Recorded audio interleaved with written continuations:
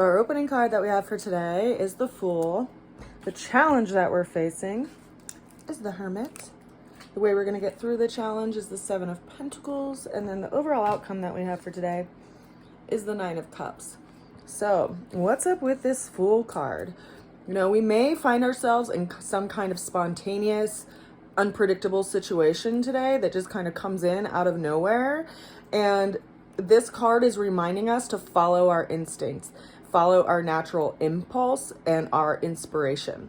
Now consider that the Fool card is the 0 card of the major arcana. It's the first major arcana, but it's numbered 0 because the number of 0 has a particular meaning to it in numerology. The number 0 actually contains everything within it.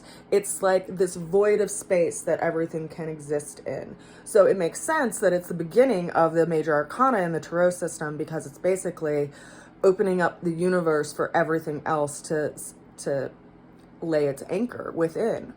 And so within this space and the number of 0, we have the fullest potential. We have the most possibility because nothing is yet defined. And that's part of things being shaken out of stability. Once we know what is stable is removed, we have to redefine stability. And interestingly enough, this card does represent Uranus. Uranus has been in Taurus for a couple of years now. And for the last few days, it's been in this square relationship with Mars because Mars has been in Aquarius, which is a fixed air sign. Taurus is a fixed earth sign. So these are both two really stable signs, one stabilized in thought and the power of knowledge, and one stabilized in, financial means and material means and physical means. And there's some friction here, right? Because it's like a 90-degree angle.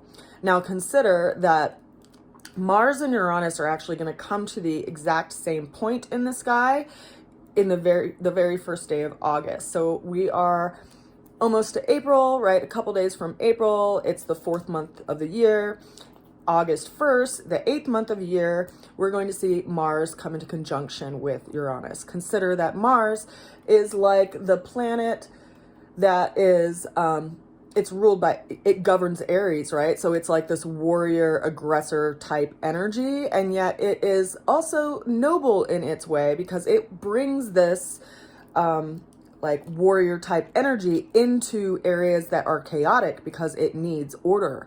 So Mars coming into this conjunction with Uranus in August 1st is likely going to be a really interesting time because we have basically, Uranus has been creating all of this change in Taurus, and now Mars is going to enter into the room and try to create order out of that. So August will be a very interesting time. But right now, what we're doing is we're basically getting the motivation to set something in process.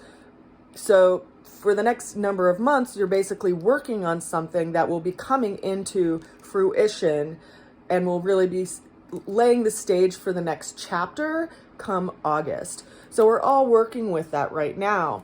And consider that if something changes, something shifts, and it's out of your control, it's important to go with it, to follow our instincts and how to work with it and respond to it rather than just shake our hand at the sky, right? Because sitting and shaking our fist at the sky isn't actually the response that in that moment is calling for, right? We have to actually engage. The challenge that we're facing today is that we may feel this kind of, hermit type energy, The Hermit is this energy of Virgo. It's also someone who is needing to heal themselves. And you can see that the Hermit has removed themselves from their surroundings and has gone up to the greatest heights of the mountain because they need to do some inward work and look at themselves kind of inwardly before they really go back out into the world.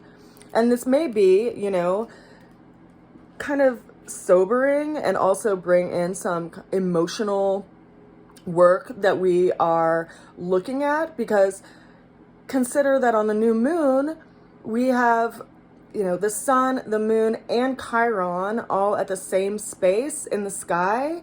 And Chiron is related to Virgo. Chiron is the wounded healer. And it's said that, our greatest wound is how we can actually help people in life. And so we have to do this work on ourselves and with ourselves so that we can actually be in the world and offer that which we've worked through out to our community.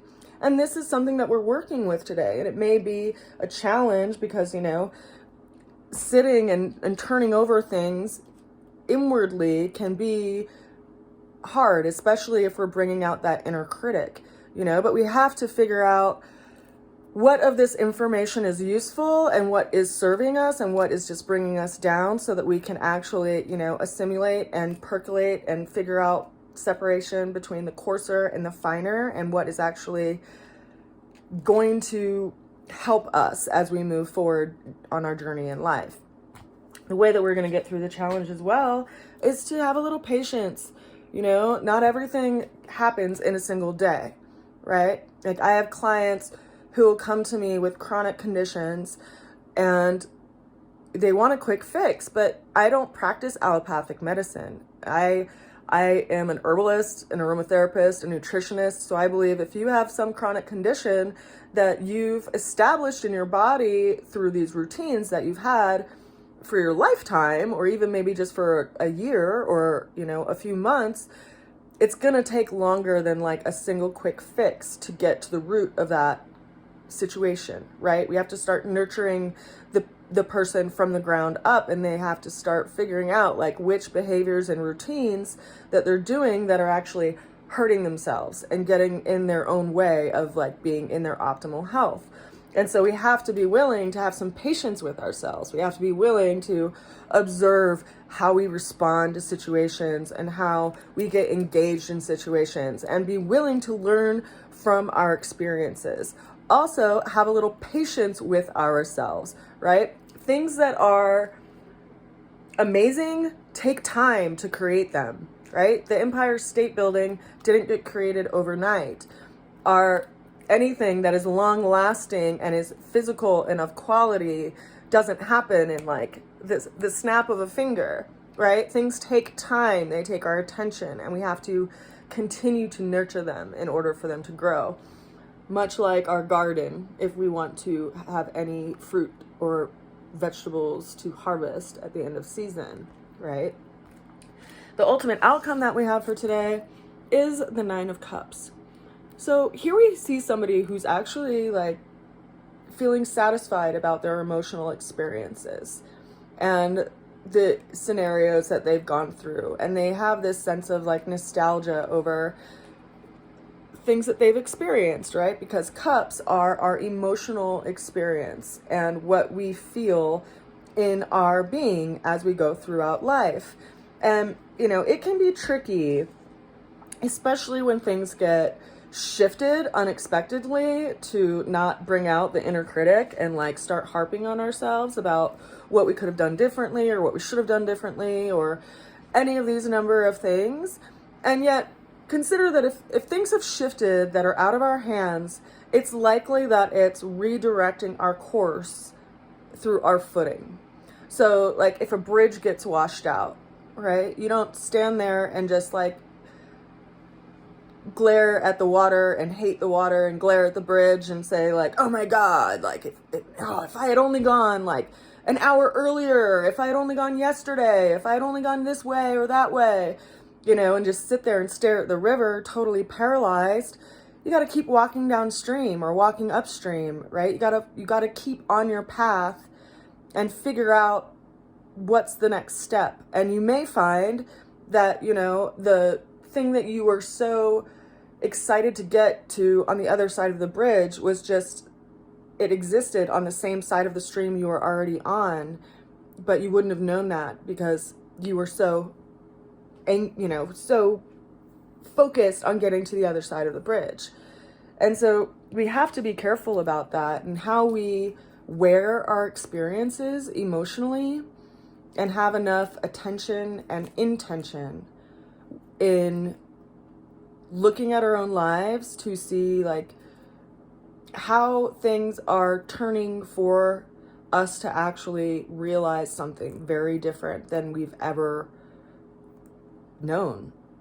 because quite literally the whole globe right now is going through this evolutionary process. And as esoteric as that may sound, it's true, you know, it really is true.